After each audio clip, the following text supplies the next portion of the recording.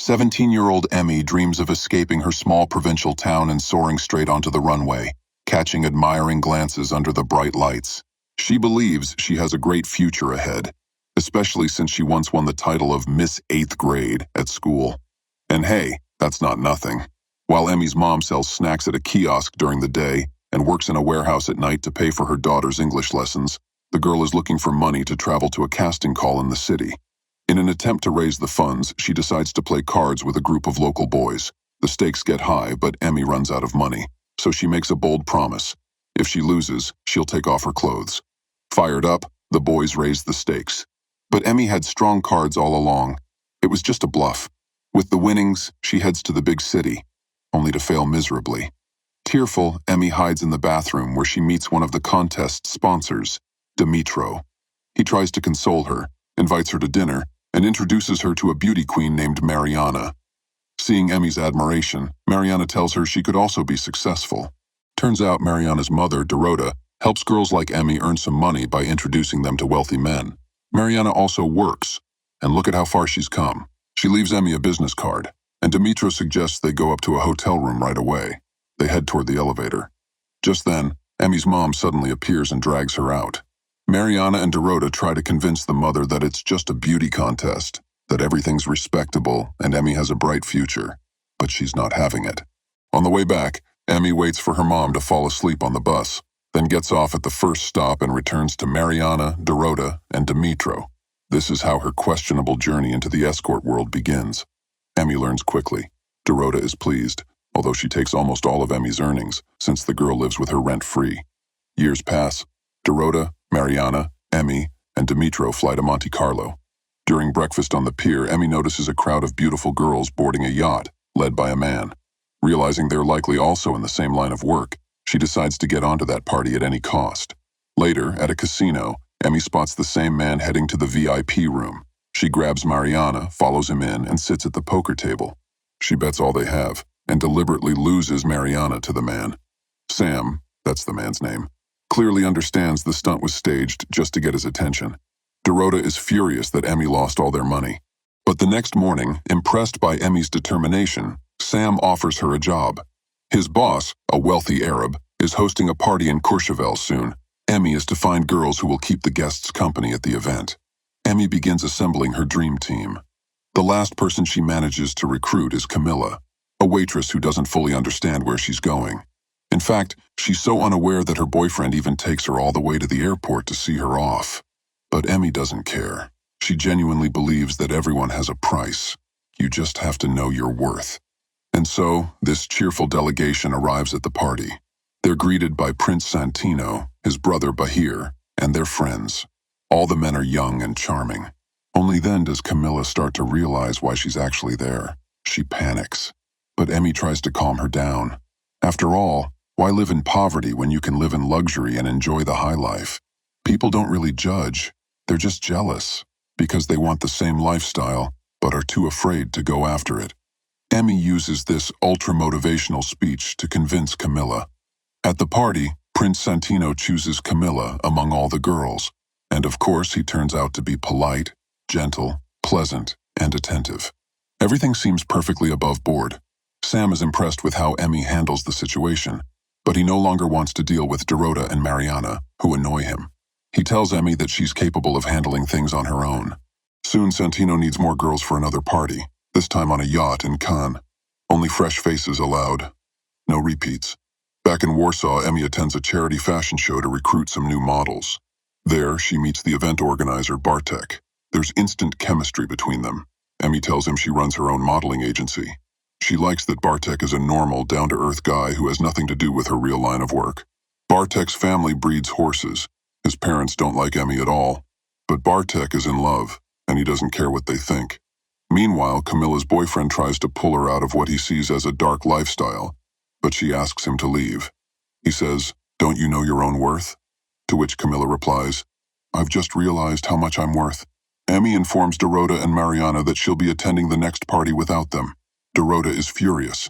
"So this is how you repay me for all I've done?" They have a final falling out. Emmy takes Camilla and walks away. The team is now complete.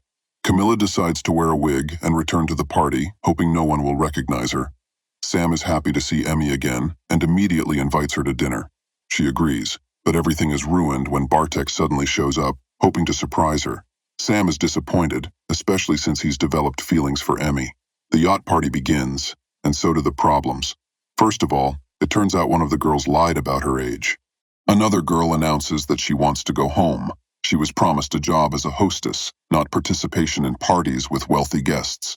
To make things worse, a frustrated and jealous Sam tells Emmy he can't take it anymore. He found out about Camilla and feels deceived. And finally, the last straw. When the girls return to the hotel, they discover that they've been robbed. Even worse, someone from the staff has called the police, so they have to flee immediately. Leads with Emmy for help, but Emmy replies that it's her own fault and advises her to find her own clients to pay off her debt. Camilla begs for at least her passport back, but Emmy silently walks away. Left alone, Camilla calls Dorota, who immediately finds her a new client. However, it turns out he has some very unusual preferences. Meanwhile, chaos breaks out on the yacht, almost like a scene from Game of Thrones. Emmy notices one of the girls getting a little too friendly with one of the guests and decides to step in. Bahir, annoyed that she's ruining the fun, asks, "How much are you worth?"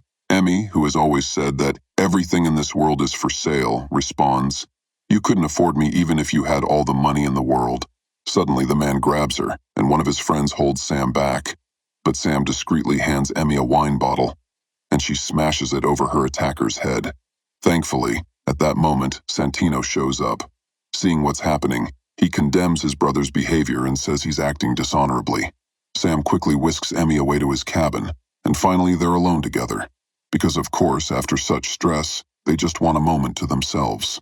Meanwhile, poor Camilla wanders along the shoreline trying to reach an acquaintance by phone, but the woman is busy and doesn't answer. As Sam heads to the shower, Emmy notices a familiar backpack sticking out of a drawer. She realizes it was Sam who robbed the hotel room. After the party, the girls leave the yacht. On the promenade, Emmy spots Bartek. In front of Sam, Bartek helps her into his car. He takes her to the beach and, in a romantic setting, proposes to her. At that same moment, overwhelmed by everything that has happened, Camilla walks into the sea. Years pass. Emmy has become a loving mother. She and Bartek are raising a daughter, and they've named her Camilla. It's clear that Emmy still carries guilt. One day, Emmy returns home to find Sam talking to Bartek about buying a horse. When Bartek steps away, she asks Sam why he's here. He tells her that there's going to be a huge party in Dubai and the prince wants her back in the game. He says he can see that she's not living her true life in Warsaw and that she deserves more. With a bitter smile, Emmy replies that it doesn't matter who we were. It matters who we've become. She refuses. Sam leaves. Soon after, Mariana and Dorota come to visit her. They've heard about Sam's offer and want in. They promise to recruit the girls themselves. Emmy refuses again. But not long after, Bartek receives an anonymous message, a video with Emmy in the leading role. After seeing it, he takes their daughter and leaves. To get her daughter back and start a new life in Canada, Emmy agrees to the offer. She gathers a new group of girls and brings them to the party. But when they arrive, she discovers that Santino is gone. And now everything is run by Bahir, who has become the new prince. He still remembers how Emmy once put him in his place. And all these years, he had been planning his revenge. It was he who hired Sam, and through Dorota, obtained that infamous tape from Dimitro in order to lure Emmy in. Realizing what's happening, Emmy tries to escape, but Bahir's guards catch up with her and bring her back. Emmy returns to Warsaw, only to be immediately arrested by the police. It turns out Camilla's ex-boyfriend had been tracking her this whole time, collecting evidence about her activities and passing it all to the authorities. A major article is published in the media about Emmy and the others involved. Dorota is arrested too, and all the girls are summoned to give testimony. Many say they never truly knew what the job would involve. They thought they were just going to a glamorous party. Some of them still see therapists to deal with the psychological trauma. Emmy herself says she just wanted to help girls escape poverty and hopelessness.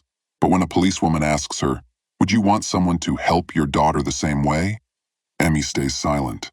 In prison, the only one who visits her is her mother. She asks for forgiveness and tells her she loves her, just the way she is. Emmy is released after several years. She returns to her hometown and gets a job at a newspaper kiosk. She regrets everything, not being there for her mother when she passed, not answering Camilla's call, not telling Sam he was the father of her child, and not finishing that bedtime story for her daughter on their last night together, not getting the chance to explain that neither a prince nor money will make her happy. Because this isn't some fairy tale about Cinderella. The film is based on true events and reveals the darker side of a life that, at first glance, may seem glamorous.